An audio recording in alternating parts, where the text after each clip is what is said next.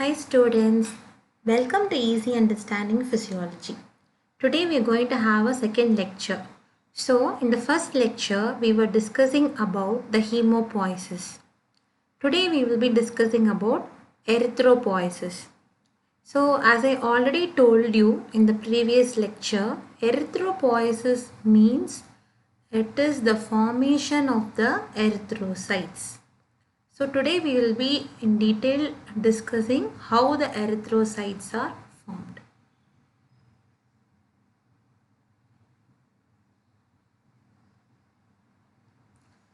In last lecture, we were having a note of the pluripotent hemopoietic stem cell.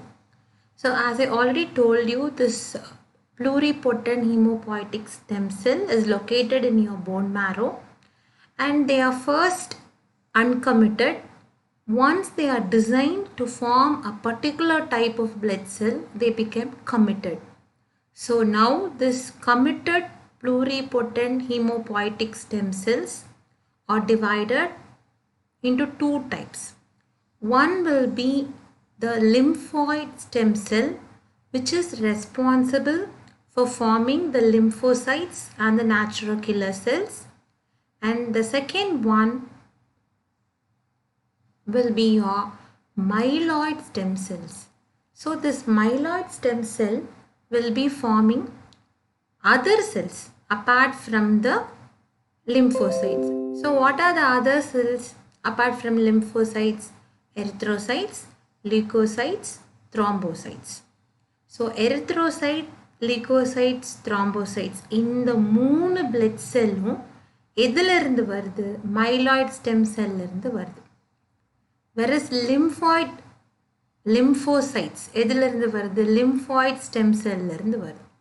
So pluripotent hemopoietic stem cell is divided into lymphoid stem cell and myeloid stem cell. You have to understand that first. Now what are these colony forming cells?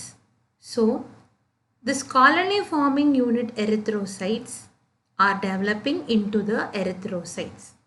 Similarly, colony forming unit granulocyte monocytes are giving rise to granulocytes and the monocytes. So when we take granulocytes, we know that it contains neutrophils, basophils and eosinophils. And similarly, your platelets, otherwise called as thrombocytes, is formed from the colony forming unit megakaryocytes. So in detail, we will be learning all those things in that particular topic. As such, today we are going to deal only about the erythrocytes. We are going to see how erythrocytes are being produced. So we will be more bothered about the colony forming unit erythrocytes.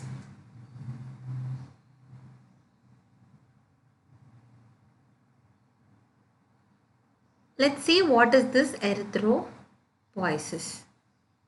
So this is how the RBCs look under a microscope. We imagine RBC to be like this, right? We think it is like this, but when we put under the microscope and when we study in our lab, we will be able to visualize the RBCs like this only. So this is a picture, this is a microscopic examination of a drop of blood showing or focusing the RBCs. When it has been magnified, okay, you can see the RBCs here. You can see the stacking appearance of the RBCs. This is called rouleau formation. Okay, rouleau formation. And this is the shape of the RBC. Or disc madri irko. You can visualize that. It's like a disc. Okay, disc madri irko. அதோட cross section பார்த்தோம் அப்படின்னா we can appreciate the biconcave shape. So இதுதான் biconcave shape. You can see this is the biconcave shape. And you can appreciate the diameter. Okay, you can appreciate the diameter here. And you can also see the thickness here. So thickness of an RBC is very less in the center when compared with the periphery. So all these things you should know. about an RBC. Now let's come to the definition of the erythropoiesis. So erythropoiesis or definition வந்து clear-ஆ தெரியணும். Erythropoiesis na enna? As already we saw, erythropoiesis is the process of origin, development and maturation of the erythrocytes. So erythrocytes அப்படின்றது நம்ம ஏற்கனவே பார்த்தோம், it is the RBC. Okay, erythro means red and cytes means blood cell. So RBCs are processed. Okay, so origin உருவாகுது, வளருது, development வளருது, mature ஆகுது. So origin, development, maturation, all these things is called as the erythropoiesis. Erythropoiesis is very very important exam point of view, you have to know. Now coming to the site of erythropoiesis. So எந்த இடத்துல இந்த erythropoiesis நடக்குது அப்படின்றத நம்ம பார்த்தோம். In the bone marrow, right? We saw that erythropoiesis is happening in the bone marrow. We already saw in the previous slides and in the previous lecture also. But is it happening in the bone marrow even in the fetal life? We will check it out. So in the fetal life, okay, in the fetal life, erythropoiesis is not happening in the bone marrow alone. Okay va? So எங்கெல்லாம் நடக்குது இந்த erythropoiesis? 3 stagesல நடக்குது. ஒன்று வந்து mesoblastic stage. Okay, in this mesoblastic stage, that is the first 2 months of the intrauterine life. So the baby வந்து first 2 months அம்மாவோட ஊப்ல இருக்கும்போது எங்கே ஃபார்ம் ஆகுது இந்த ஆர்பிசிஸ்ன்னு பார்த்தா, it is forming in the yolk sac. So yolk sacல தான் வந்து first it is happening. Okay, next after the 2 months of intrauterine life முடிஞ்சு ஒரு 2 months முடிஞ்சு 3rd monthக்குள்ள போகும்போது it is happening in the liver. So erythropoiesis is happening in the liver from the 3rd month of the intrauterine life. Then the last 3 months of the intrauterine life, at that stage only erythropoiesis is happening in the red bone marrow and also some is happening in the liver also. So confuse பண்ணிக்க கூடாது. Site of erythropoiesis வந்து fetal lifeல it is happening in all these places. Okay, now let's see. In newborn babies, baby is born now. Okay, the intrauterine period is over. Intrauterine period முடிஞ்சிருச்சு, newborn baby has come, and also in children, also in adult. So where is the production happening? Yes, as we already discussed, it is happening in the red bone marrow. So red bone marrow is a place where the erythropoiesis is happening, and you know which is the primitive cell which is responsible. It is the pluripotent hemopoietic stem cell. Okay, colony forming unit erythrocyte. From that the erythropoiesis starts. So let's now discuss the changes during erythropoiesis. So what are the changes happening now? This colony forming unit erythrocyte, okay, as I told you, it has to pass different stages. It has to pass lot of stages to become a matured RBC. Okay, and then there are a lot of changes observed in the colony forming unit erythrocyte la irundhu ஒரு mature RBC வர்றதுக்கு நிறைய changes வந்து நடக்குது. So என்னென்ன சேஞ்சஸ்லாம் நடக்குது அப்படின்னு காமனாக பார்த்தோம் அப்படின்னா, there is reduction in the size of the cell. Okay, the cell size is reduced. So from a higher size it is becoming reduced to a lesser size. First thing you have to remember. Second thing, the nucleoli and the nucleus get disappeared from the cell. Okay, so starting it will be there and the ending it will not be there. And what is the third change happening? Appearance of the hemoglobin. So appearance of the hemoglobin happens. Moonavathu change on the hemoglobin varudhu ulla. What is the fourth change? There are changes in the staining properties of the cytoplasm. So acidic, basic, and the mari changes alla adodeya staining properties வந்து change ஆகுது. So overall you have to know இதெல்லாம் changes நடக்குது erythropoiesis நடக்கும்போது அப்படின்னு you have to know. Next very important thing you must know when we are discussing about erythropoiesis will be the stages of erythropoiesis. So I told you it is undergoing some stages, some changes. So what are the stages? என்னென்ன stagesலாம் இருக்குது அப்படின்னு சொல்லி நம்ம பார்க்கணும். So what are the stages from the colony forming unit erythrocyte till the matured RBC? You must know. So first stage is your pro-erythroblast. Okay, second stage is early normoblast. And third is the intermediate normoblast. Fourth is your late normoblast. Fifth is your reticulocyte. And your sixth one is your matured erythrocyte. So stages of erythropoiesis, if a question is put to you, you have to enumerate all these names. Okay.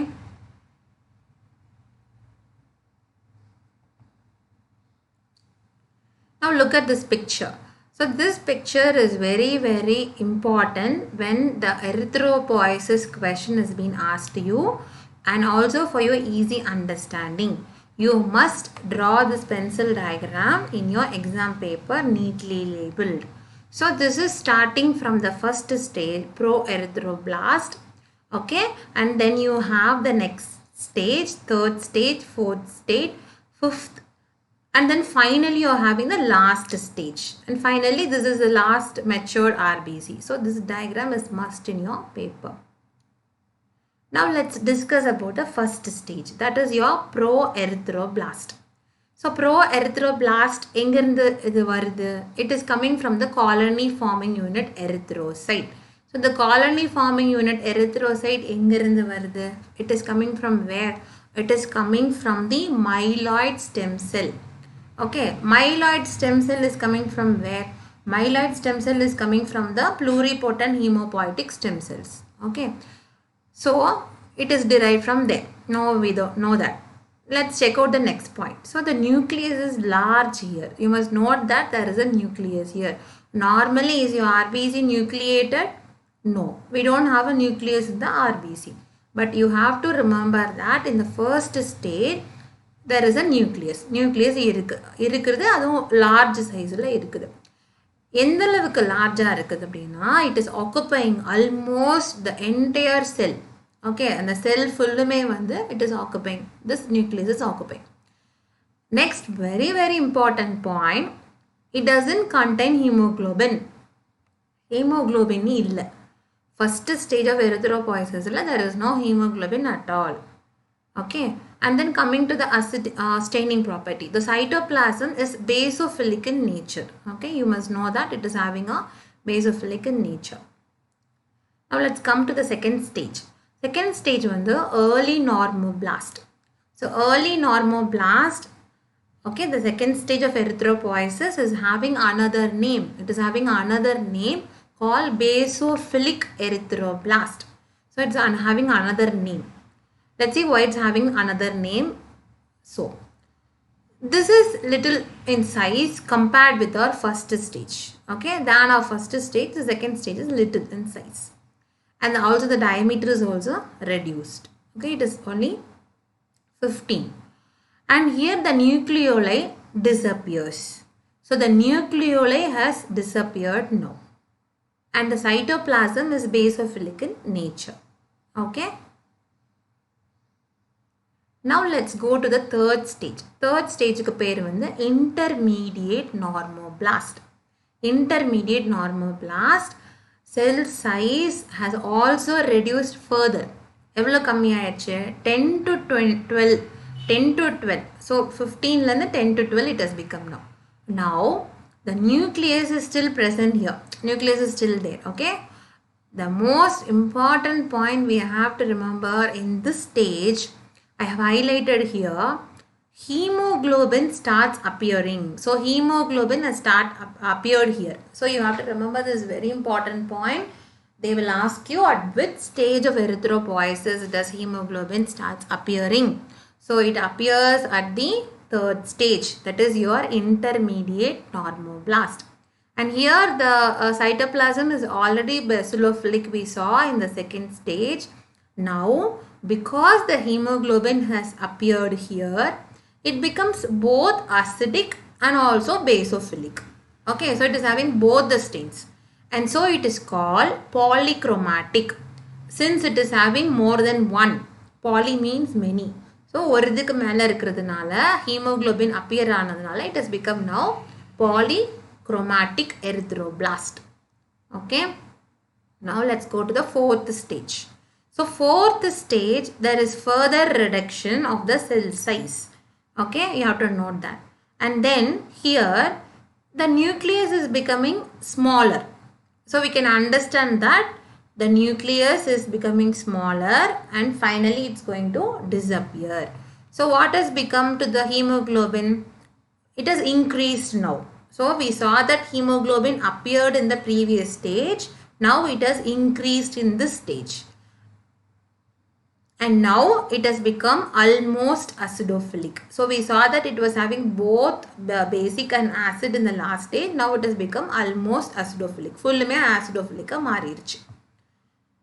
Okay, and next is the nucleus disintegrates and disappears. So nucleus vandu fullume vandu disappear ஆயிடுச்சு. So nucleus is not there. So now you can understand it clearly at which stage the hemoglobin is coming inside, and you can clearly understand at which stage the nucleus is disappearing.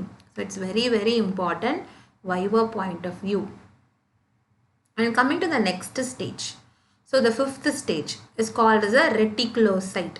So we can tell reticulocyte as immature RBC also. So reticulocyte can be otherwise called as immature RBC also, which is larger than the matured RBC in its size.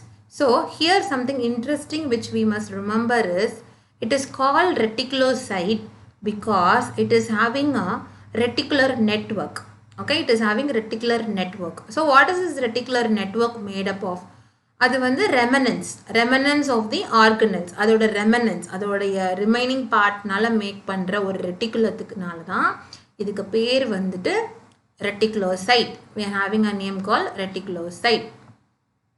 Okay. And we can also understand that the count of the reticulocyte keeps increasing. Okay, the count of the reticulocyte keeps increasing as the number of RBC increases. So RBC number increase ஆகுது அப்படின்னா we can understand that reticulocytes also will be increased because it is immature form. So immature form முதல்ல increase ஆனாதான் next mature form வரும். So நம்ம ஒரு blood sample எடுத்து if we check out and we find that there are a lot of reticulocyte in that person's blood sample, we can understand that RBC is going to increase. Okay, we can understand it like that because this is the immature form. And you have to remember one very important thing. This is the stage where the cell enters the blood capillary. So it is now ready to go to the circulation. So all this while it was not entering the circulation. Now it has entered into the circulation. So you have to remember that this is the stage where it enters into the circulation.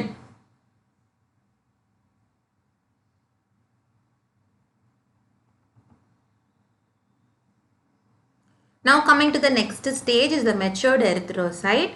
So now the reticular network which was there in the reticulocyte has disappeared. எல்லாமே disappear ஆயிட்டு cell வந்து fullume matured RBC ஆ மாறிருச்சு. So we have got now a matured erythrocyte or a matured RBC. So now it attains a biconcave shape. And the RBC kulla shape biconcave shape வந்துருச்சு. The diameter has become 7.2. We have to remember this is very, very important. And now it is having hemoglobin fully and it is not having a nucleus. So this is the salient features of an RBC. You should know. It is having biconcave shape. This is the diameter. It is having hemoglobin and it does not contain a nucleus. So how many days it took for a proerythroblast? That is your first stage to become a mature RBC. Yes, it took nearly 7 days. It took 7 days for development of your RBC from the first stage. Okay, so till the reticulocyte it took 5 days, and for it to become a mature RBC from a reticulocyte stage, that immature or mature it took 2 days. So you have to remember in total that it took around 7 days. Okay, and now look at this tabular column, very important tabular column which you must know. It's like a summary or a gist. If you go through this tabular column and remember it, it is very easy for you to remember this erythropoiesis stages. You can beautifully attend this question. Okay, so you have to remember this tabular column thoroughly. And you have to understand the salient features which is happening in each stage.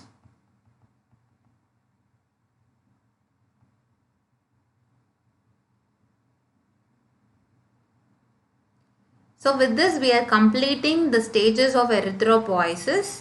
Okay. Hope you understood what we have to present for an erythropoiesis question in an exam point of view.